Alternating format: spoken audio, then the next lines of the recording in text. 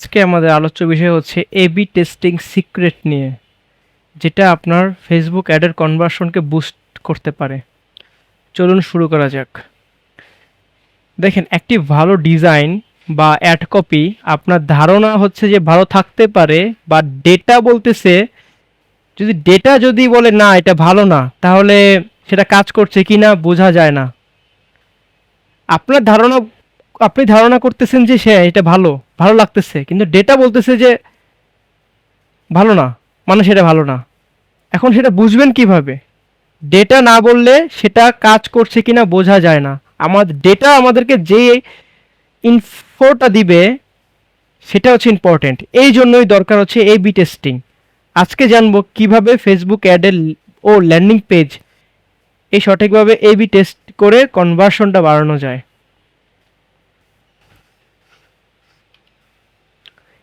AB testing মানে হলো একসাথে দুইটা বা তার বেশি ভার্সন চালিয়ে দেখা যে কোনটা বেশি রেজাল্ট আনতেছে, কোনটা বেশি ভালো পারফর্ম করতেছে। এ বি, দুইটা বা তার বেশি, এ বি।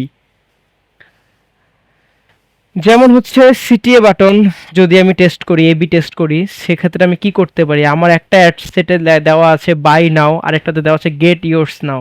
এখন আমি দুইটা ভার্সেস করে 1 to 1 রেখে বুঝতে পারি যে বাই নাও থেকে বেশি মানুষ ক্লিক করতেছে নাকি গেট ইয়োর্স টুডেতে মানুষ বেশি ক্লিক করতেছে।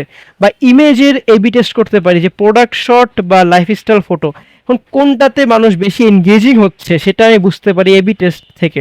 এ বি, ধরলাম প্রোডাক্ট শ্যুট হচ্ছে এ আর লাইফস্টাইল ফটো হচ্ছে বি, তো এ বির মধ্যে আমি বুঝতে পারি যে এ ভালো পারফর্ম করতেছে না বি ভালো পারফর্ম করতেছে।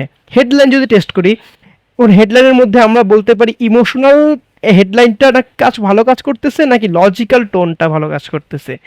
এ বি, তো সাইড বাই সাইড আমরা কম্পেয়ার করে দেখতে পারি যে কোনটা ভালো রেজাল্ট আসতেছে।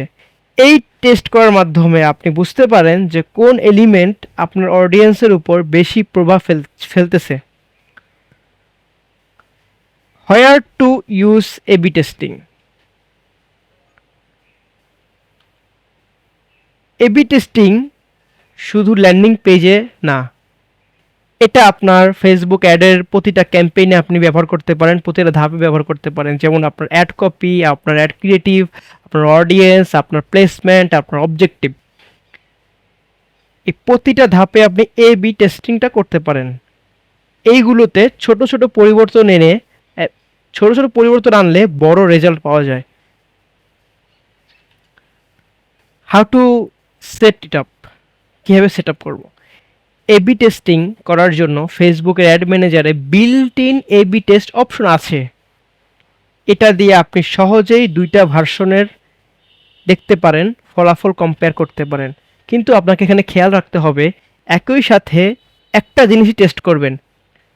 যেমন সিটিএ আর ইমেজ দুইটা আলাদা আলাদা টেস্ট করা যায় না। সিটিএ টেস্ট করতে হলে সিটিএই টেস্ট করতে হবে, CTA to CTA, A CTA B CTA, বা A number image B number image, 1 number image বা 2 নাম্বার ইমেজ। কখন এগুলো টেস্ট করবেন? 3, 4 বা 5 দিন অ্যাড রান করার পরে আপনি এটা টেস্ট করবেন।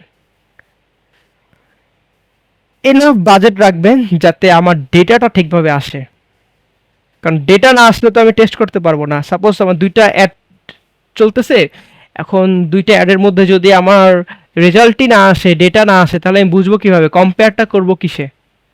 এই জন্য এনাফ বাজেট রাখবো যাতে ডেটা ঠিকভাবে আসে, এবং একটা যাতে 3, 4 বা 5 দিন বা 1 সপ্তাহ রান করার পরে আমরা টেস্টিংটা করব।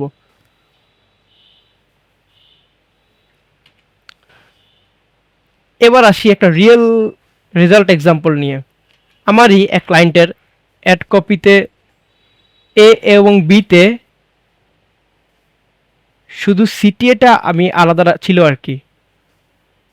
কপি এ নাম্বার কপিতে ছিল বাই নাও, তখন সিটি আসছিল 1.2%, ভেরি লো। অ্যান্ড কপি বিতে দিয়েছিলাম গেট ইয়োর্স টুডে, এটা সিটিএ হচ্ছে 2.8%। একটা সিটিএ চেঞ্জ মাধ্যমে কনভার্সন দেখেছেন প্রায় দ্বিগুণ। কিন্তু এটা আমি বুঝতে পেরেছি এ বি টেস্টের মাধ্যমে। পরিশেষে বলা যায় যে ফেসবুক অ্যাডে কনভার্সন বাড়াতে চাইলে শুধু ধারণা নয়, আমাদেরকে ডেটা নিয়ে সিদ্ধান্ত নিতে হবে। এ বি টেস্টিং হচ্ছে সেই সায়েন্টিফিক রোডম্যাপ। ধন্যবাদ।